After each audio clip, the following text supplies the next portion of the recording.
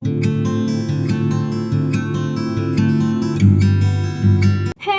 Guys, welcome to all self pharma tutorial again. तो जैसे कि आप लोग को बहुत ज़्यादा मुझे ये बहुत ज़्यादा मैसेजेस आए कि आप लोग को ये नहीं समझ आ रहा है एड्स से इम्यूनो डेफिशिएंसी सिंड्रोम। तो देखो, है नहीं कुछ भी। मैं हमेशा ये कहती हूँ, क्योंकि मैं ये इसलिए कह देती हूँ है नहीं कुछ भी, कि कोई भी चीज़ स्टार्ट करने से पहले अगर मैं पहले से ही कहने लगूँ नहीं बहुत टफ है बहुत टफ है, तो आप लोग को बहुत प्रॉब्लम होने वाली है। ठीक है, और सच में अगर आप लोग चीज़ें पूरा देखते हो ना, तो बाद में आप लोग प्लीज़ मुझे कमेंट करके बताएगा कि क्या कुछ भी टफ था या नहीं। ठीक है, तो चलिए बिना लेट किए स्टार्ट करते हैं। एड्स, एक्चुअली एड्स होता क्या है? तो एक्वायर्ड इम्यूनोडेफिशिएंसी सिंड्रोम, इसका फुल फॉर्म होता है mainly cause by the HIV। HIV क्या है? ह्यूमन इम्यूनोडेफिशिएंसी वायरस, और is a lenti virus. Lenti virus, ठीक है। लेंटी मतलब क्या होता है? एसिम्प्टोमेटिक। मैं आप लोग को एक चीज़ बता दूँ, एसिम्प्टोमेटिक मतलब कोई भी सिम्टम्स नहीं दिखाता वो वायरस, उसको लेंटी वायरस कहते हैं। इसीलिए आप लोगों ने देखा होगा कि एड्स वगैरह जो होती है ना, ये बहुत देर में पता चलती है बीमारी कि हाँ ये है किसी इंसान को। ठीक है, तो ये हो गया HIV मेनली क्या होता है, अगर इसकी बात करें तो ये क्या होता है? सिंगल स्टैंडर्ड RNA होता है। ठीक है, क्या होता है सिंगल? आप लोग को मैं एक चीज़ बताऊँ, वायरस क्या है? ये RNA है, और हमारी बॉडी में क्या होता है? DNA होता है। तो कैसे ये RNA DNA में कन्वर्ट हो रहा है, ये भी अभी आप लोग को देखना पड़ेगा। ठीक है, तो मैं बताते चलती हूँ। तो इतना समझ आया एड्स का फुल फॉर्म किसकी वजह से हो रहा है, और ये लेंटी वायरस है। ठीक है, नेक्स्ट इसमें है, it is a condition in human which progressive failure of immune system allowed life threatening opportunistic infection and cancer।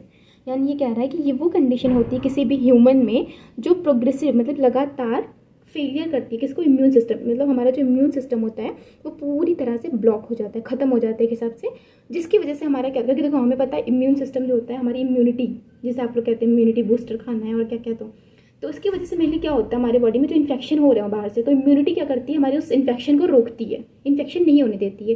पर हमारा ये जो एड्स है इसमें हमारी इम्यूनिटी ही पूरी खत्म हो जाती है, यानी इम्यून सिस्टम जो काम कर रहा होता है वो पूरी तरह से खत्म हो जाता है। इसकी वजह से हमारा क्या होता है? मेनली अपॉर्चुनिस्टिक इन्फेक्शन, जैसे आपका सबसे इंपॉर्टेंट कैंडिडा एल्बिगेंस, मैं अगर वैसे बात करूँ फंगल में, वो होने के चांसेस बहुत ज़्यादा होते हैं, और एक कैंसर। ठीक है, तो ये हो गया हमारा मेनली क्या HIV के एड्स के बारे में कुछ नॉर्मल चीज़ें।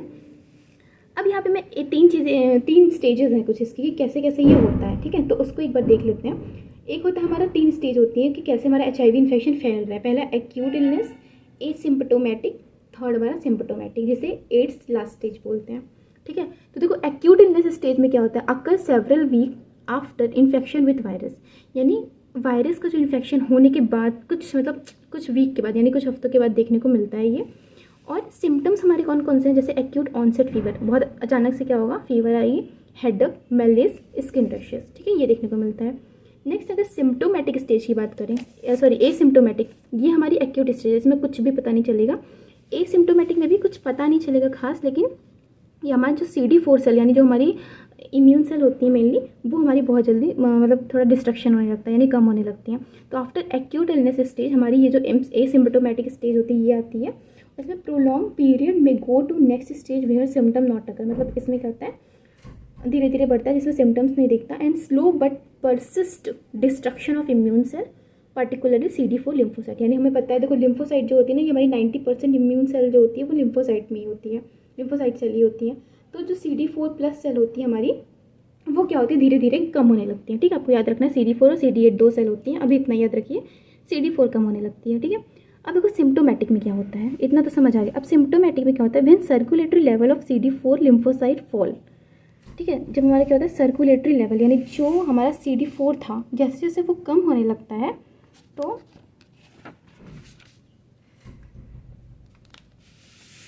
बिलो क्रिटिकल लेवल, जैसे वो अपने क्रिटिकल लेवल से कम होने लगता है, तो क्या होता है? Individual become symptomatic. यानी बोल रहा है कि देखो, अभी तक हमारा CD4 धीरे धीरे लॉस हो रहा था, लेकिन अब जैसे से बहुत ज़्यादा लॉस होने लगता है, तो जो हमारा पेशेंट होगा वो सिम्टोमेटिक होने लगता है। तो उसमें क्या क्या होता है? देखो, फीवर आने के चांसेस हैं, नाइट स्वेट, रात में बहुत ज़्यादा ऐसे स्वेटिंग होगी, डायरिया, अपॉर्चुनिस्टिक इन्फेक्शंस, और न्यूरोलॉजिकल प्रॉब्लम्स।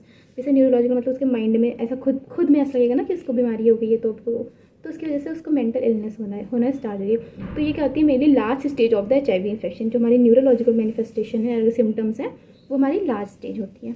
अब देखो ट्रांसमिशन होता कैसे है, अगर ये थोड़ा सा देखा जाए।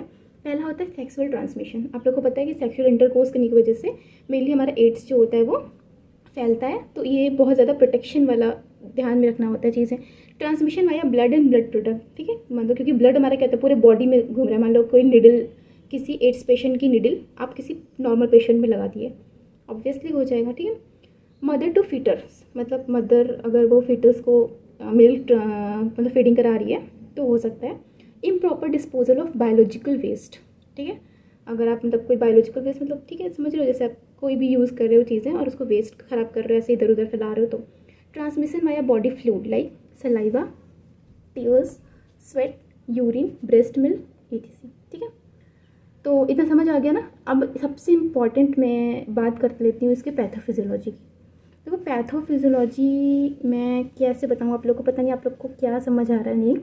पैथोफिजियोलॉजी बहुत इंपॉर्टेंट है आपकी कोई भी डिजीज़ जानने के लिए, इसलिए बहुत पता है आप लोग, मैं एक चीज़ इतनी श्योर हूँ, अगर आप लोग मेरे वीडियो से चीज़ों को क्लियर करते हुए चलोगे ना तो आप लोग खुद ये चीज़ एनालाइज करोगे कि जो चीज़ आप 4th सेमेस्टर में या 5th सेमेस्टर में पढ़ रहे हो वो अभी आपकी आधे से ज़्यादा तैयार होती जा रही हैं। ये अभी आपको नहीं पता चल रहा है क्योंकि अभी आपको नहीं पता है ना कि 4th और 5th में क्या है, लेकिन जो चीज़ें मैं अभी बता रही हूँ लिटरली विश्वास करके चलो यार, तुम लोग बहुत अच्छा करने वाले हो आगे। चलो पैथोफिजियोलॉजी में कुछ स्टेप्स हैं। देखो सबसे पहले क्या है हमारा selective tropism for CD4 molecule receptor, ठीक है। ट्रोपिज्म मतलब क्या होता है एक हिसाब से मैं जानो कि किसी ऑर्गेनिज्म की ग्रोथ होना, ठीक है। तो जो वायरस है उसका ग्रोथ होगा किसके लिए, CD4 मॉलिक्यूल रिसेप्टर को बाइंड करने के लिए, ठीक है, इतना जानो। इंटरनलाइजेशन यानी वो अंदर जाएगा। Uncoating and viral DNA formation, uncoating मतलब जो हमारा RNA है उसका अनकोटिंग होगा और वायरल DNA फॉर्मेशन होगा। RNA था ना हमारा अभी वायरल, अब वायरल DNA फॉर्मेशन होगा। वायरल इंटीग्रेशन, अब वायरल इंटीग्रेट करेगा, रेप्लिकेट मतलब 1 से 2 कॉपी 2 से 4 कॉपी वो बनेगा।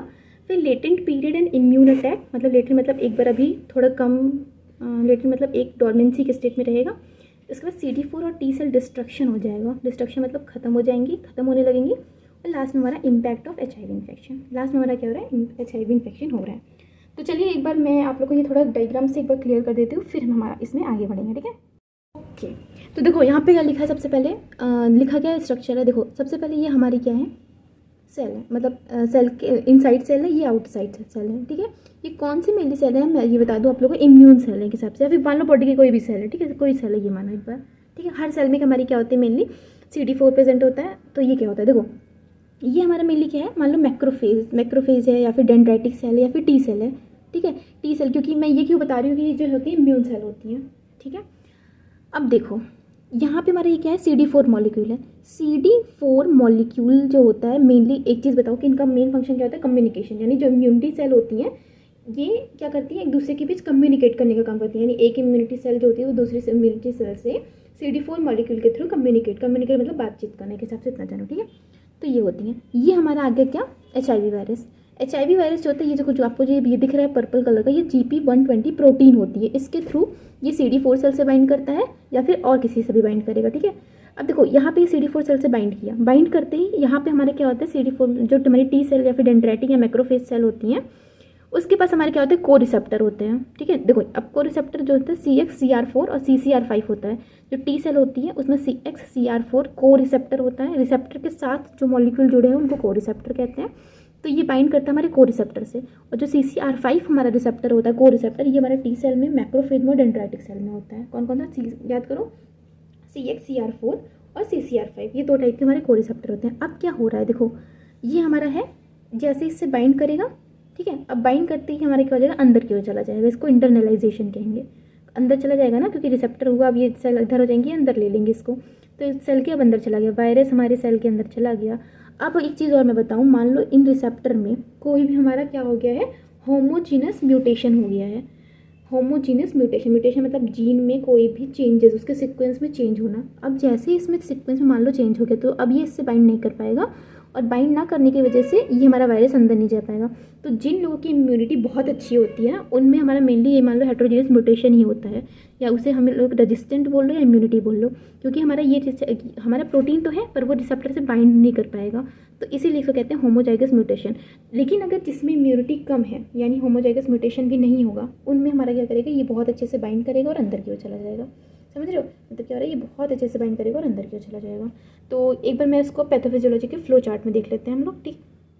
देखो अब मैंने बताया था HIV क्या होता है, सिंगल स्टैंडर्ड RNA वायरस होता है, RNA ribo nucleotide acidic virus, ठीक है। वायरस होता है। अब ये क्या करा, इंटर करके बॉडी में by GP120 envelope bind to CD4 T cell, यानी CD4 टी सेल जो है उसमें हमारा GP120 उससे बाइंड किया और वो अंदर चला गया। अंदर मतलब अभी गया नहीं है, बस बाइंड किया इतना जाना, ठीक है। For entering into cell membrane HIV bind to coreceptor of वही, मतलब सेल में जाने के बाद फिर वो को रिसेप्टर से भी धीरे धीरे बाइंड कर गया और मेनली हमारा कहाँ चला गया, टी सेल, यानी जो हमारी इम्यूनिटी वाली सेल है उसके साइटोप्लाज्म में चला गया। देखो अभी हमारे CD4 से बाइंड करके सेल में गया, अब जो अंदर टी सेल्स हैं उनके को रिसेप्टर से बाइंड करके हमारे उस टी सेल के साइटोप्लाज्म में गया। अब साइटोप्लाज्म में तो गया, अब वो कहाँ जाएगा, धीरे धीरे न्यूक्लियस में जाएगा, ऐसे होगा, ठीक है, क्योंकि DNA RNA हमारा न्यूक्लियस में प्रेजेंट होता है। अब क्या हुआ, by use of reverse transcriptase जो वायरल RNA है वो कन्वर्ट हो जाएगा DNA में। आप लोग को पता है ट्रांसक्रिप्शन मतलब क्या होता है, DNA से RNA बनना, और ट्रांसलेशन मतलब होता है RNA से प्रोटीन बनना। तो अब ट्रांसक्रिप्शन हो गया तो हमारा DNA से RNA बना, लेकिन यहाँ रिवर्स ट्रांसक्रिप्शन हो रहा है, यानी ट्रांसक्रिप्शन का उल्टा। तो DNA से RNA बना तो ट्रांसक्रिप्शन, अब RNA से DNA बन गया तो रिवर्स ट्रांसक्रिप्शन, और एंजाइम कौन सा, ट्रांसक्रिप्टेज हो जाएगा, ठीक है। तो अभी तक हमारा क्या है, RNA यहाँ पे, अब हमारा क्या होगा, रिवर्स ट्रांसक्रिप्टेज आएगा और हमारा क्या होगा, वो बन जाएगा DNA, बन गया। अब single standard will form the double standard DNA by using the enzyme DNA polymerase, क्योंकि अभी देखो हमारा single standard RNA single standard होता है तो वो बनेगा अभी सिंगल स्टैंड DNA। अब जो सिंगल स्टैंड DNA है वो कन्वर्ट हो जाएगा अच्छा डबल स्टैंड DNA चाहिए क्यों, बताओ, सोच सकते हो क्यों चाहिए, क्योंकि देखो हम होस्ट है, होस्ट मतलब जिसके अंदर वो जाएगा, किसी इंसान के अंदर, अब वो इंसान के अंदर जाएगा तो इंसान के अंदर तो डबल स्टैंडर्ड DNA है, तो उस डबल स्टैंड DNA से के साथ मिलने के लिए यानी ज्वाइंट होने के लिए उसे भी उसके जैसा बनना चाहिए। वो कहते हैं ना, दो दोस्तों की मतलब दो दोस्त अगर एक जैसे होते हैं तो वो ज़्यादा अच्छे दोस्त बनते हैं, ऐसा बोलते हैं लोग ना। तो वही चीज़ कि अगर हमें किसी के साथ मिलना है तो हमें उसके जैसा होना होगा। तो वही यहाँ पे कह रहा है कि जो हमारा सिंगल स्टैंडर्ड DNA तो बन गया इसका यूज़ करके रिवर्स ट्रांसक्रिप्टेज, लेकिन अब SS को हमारा बनना है डबल स्टैंडर्ड DNA में, तो वो बनेगा पॉलीमरेज से, यानी DNA से DNA बनना पॉलीमरेज एंजाइम का काम होता है, ठीक है। नेक्स्ट अब इसमें है viral DNA enter into the nucleus of host T cell. अब हमारा डबल स्टैंडर्ड वायरल DNA बन गया, अब वो हमारे होस्ट के अंदर जाएगा, होस्ट की जो न्यूक्लियस है, न्यूक्लियस में जो कि DNA RNA होता है ना, तो होस्ट के DNA में न्यूक्लियस में जाएगा और बाय द एंजाइम ऑफ इंटीग्रेस, इंटीग्रेस मतलब जो उसको अंदर लेके जाता है, ठीक है, वो एंजाइम के पास जाएगा, become a part of host cell DNA, अब होस्ट सेल का पार्ट बन जाएगा।